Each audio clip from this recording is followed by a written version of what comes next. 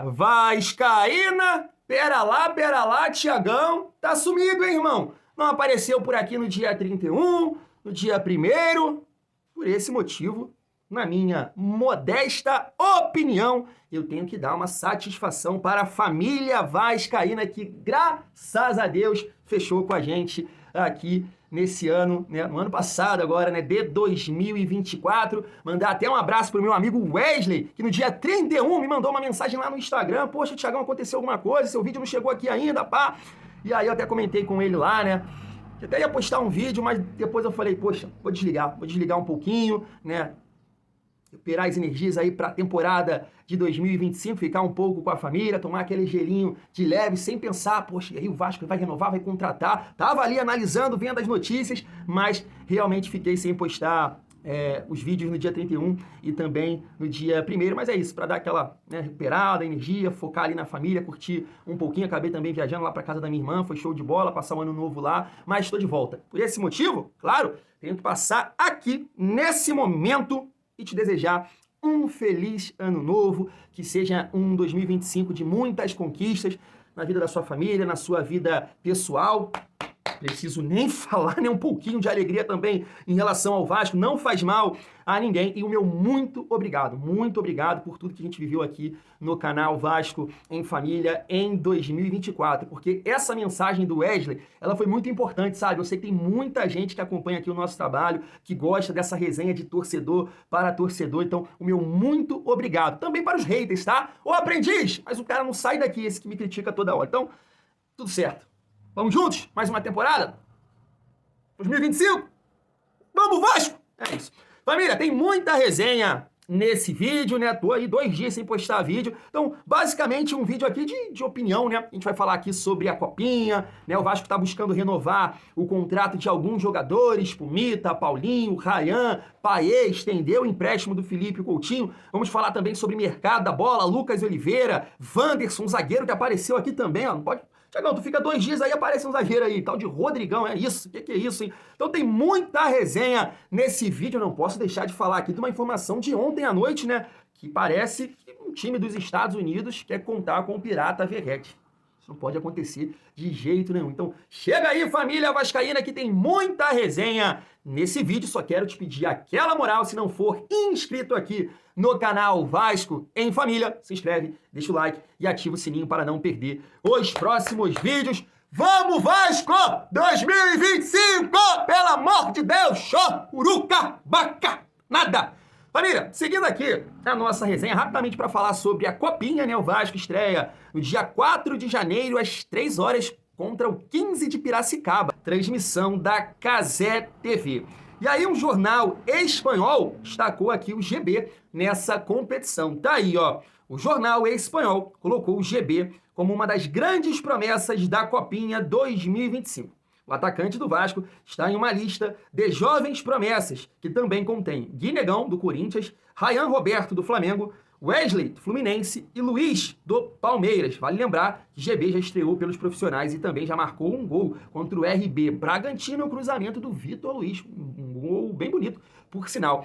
Eu acho que o GB joga bola, né? Eu tenho certeza que você pensa da mesma forma que eu. Eu acho que é um atacante, um centroavante, né, que tem recurso, tem boa técnica, sai da área, sabe fazer, né, o pivô. No profissional, tá um pouco atrás ali, claro, do Verratti, do próprio Ryan, que teve mais oportunidades esse ano que ele, mas tem tudo, né, para ser um jogador aí que vai fazer uma excelente copinha e o Vasco aproveitar ele no profissional. O Vasco ainda busca, né, entendo, um centroavante aí para disputar a posição com o Verratti mais experiente, mas eu gosto do GB. Eu acho que tem tudo aí para ser um cara que vai nos ajudar no decorrer da temporada ou quem sabe aí nos próximos anos. Alto, tem uma certa velocidade, não é um cara rápido, mas para posição, para altura, até corre bem, boa técnica, sabe fazer gol. Agora, claro, profissional é totalmente diferente. Vamos torcer para que ele possa fazer uma excelente copinha e aí voltar, né, ali para o profissional e trabalhar, treinar e quem sabe quando ele tiver a oportunidade nos ajudar, família vascaína. A gente segue aqui para falar sobre os reforços do Vasco. Tá aqui, ó, novo reforço do Vasco, Daniel Fusato, chega ao Rio de Janeiro no dia 4 e vai se apresentar ao clube No dia 6, o Cruz Maltino já finalizou a burocracia para anunciar a contratação do goleiro. Tá aí Daniel Fusato. Já comentei aqui algumas vezes com vocês, claro que é importante, né? Você ter um goleiro ali capacitado, qualificado para substituir o Léo Jardim. Mas se tudo der certo, né, como foi em 23 e em 24, o Daniel Fusato ele vai passear, vai ser um turista, né, aí com a camisa do Vasco. Mas nunca se sabe, né?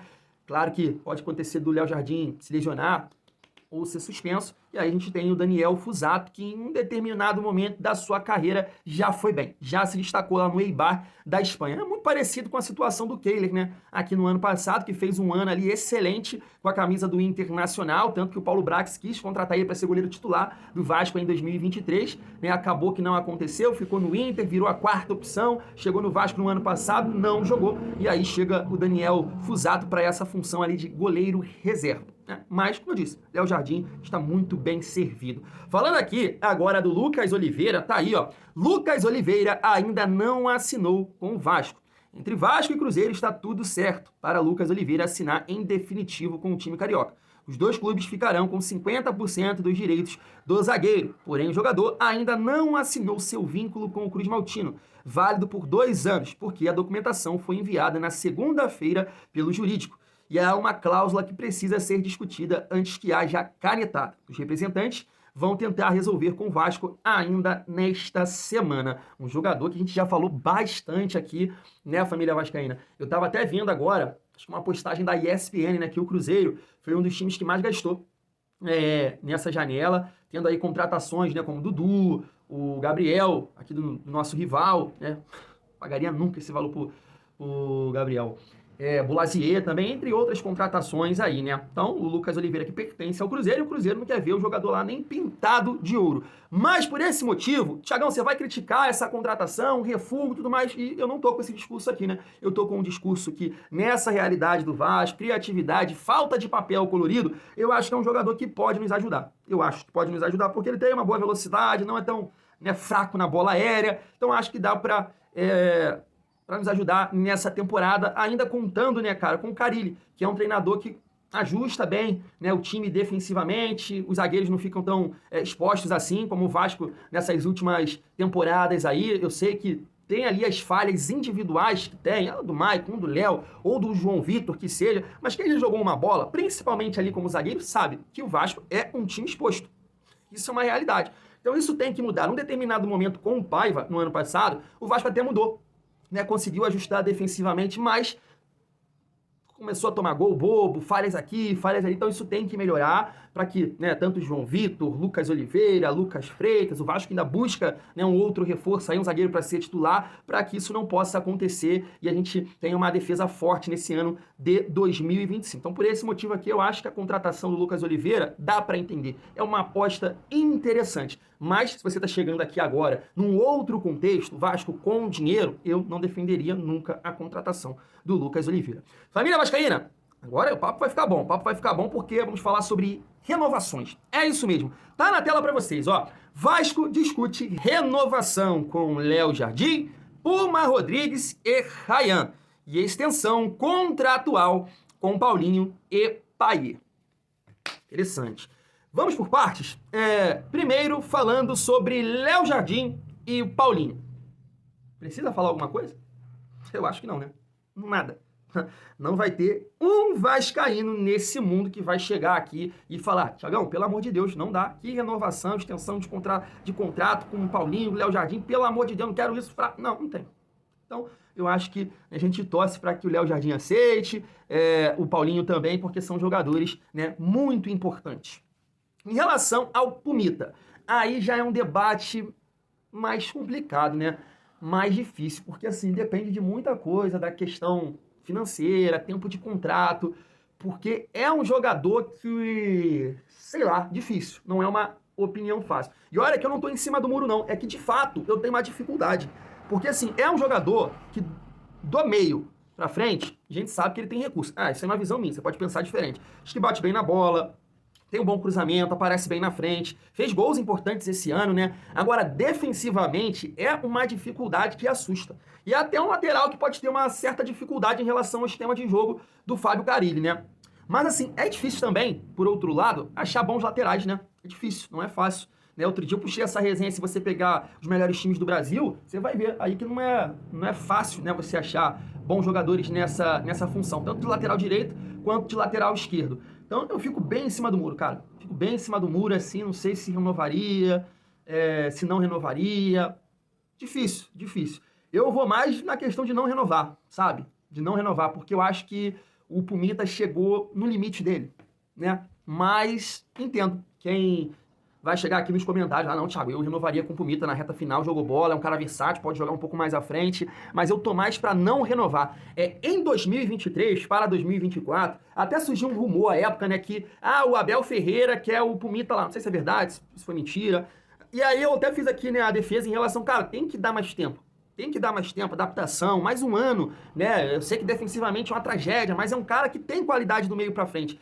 Esse ano, né, de 2024, oscilou, jogou bem algumas partidas, não conseguiu, né, se firmar. Então, assim, fico na dúvida. De repente, se eu tivesse a caneta na mão, não renovaria. Não renovaria, mas quero saber a sua opinião. Em relação ao Ryan, só para acrescentar aqui, família, ó, o Vasco tem conversas com o staff de Ryan. O clube tenta o acordo com os empresários do jogador para uma renovação contratual. E há otimismo de um entendimento em um futuro breve entre as partes. O atacante é um dos jogadores do clube que despertam interesse no mercado. Caso o atleta não seja vendido no início do ano, sem um novo contrato, Ryan poderia assinar um pré-contrato com algum outro clube a partir do meio do ano de 2025. Então, colocando aqui essa informação na mesa, não dá nem para debater, né? Você tem que tentar a renovação do Ryan, até porque me parece, essa apuração aqui é do GE, então, de repente, não vai acontecer essa proposta que muita gente comentou nesse mês, né? Que a Fiorentina faria aí em relação ao Ryan. Se o entendimento é que não vai chegar proposta nesse momento, você tem que tentar a renovação do Ryan. E aí, dentro de campo, cara, o Carille tem que ter esse entendimento. Acho que o Felipe, né, que faz parte aí também dessa questão técnica, quem trabalha internamente no Vasco, de passar para o Carille. E claro, né, que no dia a dia, nos treinamentos ali, o Carille pode ter essa noção também. O Ryan não é jogador de lado. Você pegar uma partida do Ryan pelo lado do campo, que ele foi bem. Difícil, é difícil. Agora, como 9... Quando ele atuou no lugar do Verratti, ele foi bem. 2 partidas. Claro que você pode pontuar que no Campeonato Carioca, em 2024, o Ryan também chegou a jogar algumas partidas como 9, e não foi nada bem. Tanto que eu lembro que o Paixão foi até melhor que ele. Mas no Campeonato Brasileiro, se você pegar a atuação dele contra o Criciúma e contra o Bahia, foi muito bem. Foi muito bem, muito bem. Então, acho que essa é a função dele, sabe? Pelo lado do campo, você vai acabar queimando o jogador. Então, a renovação do Ryan, ela tem que acontecer até mesmo, né, para uma futura venda. Em relação ao Payet, aí que é um debate muito positivo. Porque assim, família Vascaína, a gente tem, né, as informações aí que o Vasco quer estender o contrato do Payet até o final do ano, mas também tem uma questão ali, né, salarial, reduzir, será que ele vai aceitar? Recentemente ele falou aí, né, que tem vontade de trabalhar no Olympique de Marseille, ou sei lá, eu vi algum lugar que ele quer jogar com o irmão dele, aí tem uma parada dessa, me corrijam aí se eu tiver errado. Mas nessa entrevista também, a uma TV da França, ele falou ainda que tá cheio de tesão ainda, né, com alegria, cheio de vontade de jogar. Mas essa questão de reduzir ali, né, o salário dele, eu não sei se ele vai ficar satisfeito com isso, não. Mas eu já comentei isso aqui com vocês. Se você tem a ideia de ficar com o Payet até o meio do ano, eu acho que não é interessante. O ideal é você ficar, então, tentar aí estender o contrato do Payet até o final do ano, porque pode ser um jogador que vai encaixar no modelo de jogo do Carille, de repente, fazer o quê? Ganha a posição ali do Coutinho, rende, acrescenta mais que o Coutinho, faz parte, é um jogador que também tem recurso, que também tem talento. Eu acho difícil o Carille optar pelos dois.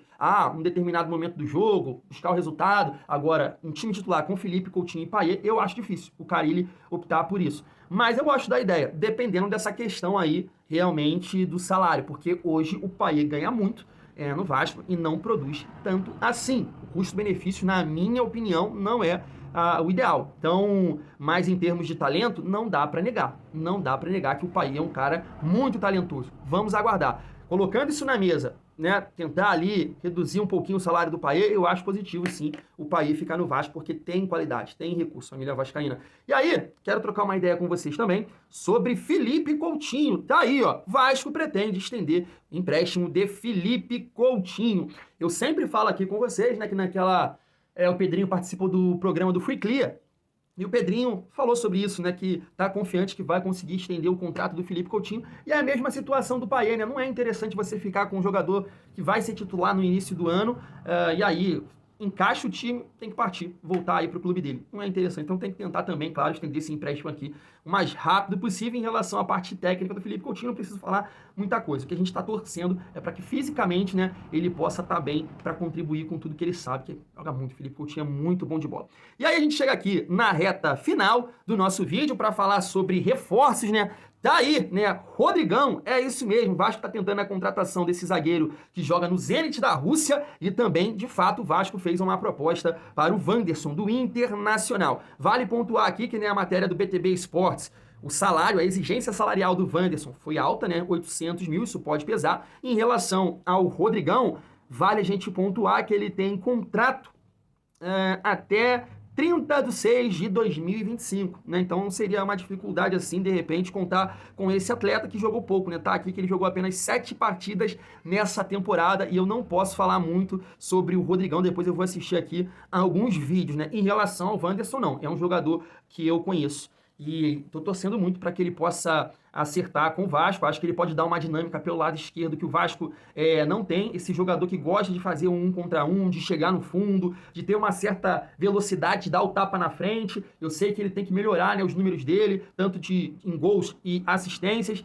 mas é um jogador que tem potencial. Tem potencial e de repente ele com o Coutinho, né, com o Piton pelo lado esquerdo, é um jogador que vai nos ajudar demais. Eu gosto muito do nome do Wanderson, então a gente vai aguardar aí, família vascaína. E aí, finalizo aqui o nosso vídeo com Verratti. Olha isso, Verratti tem proposta da MLS em mãos.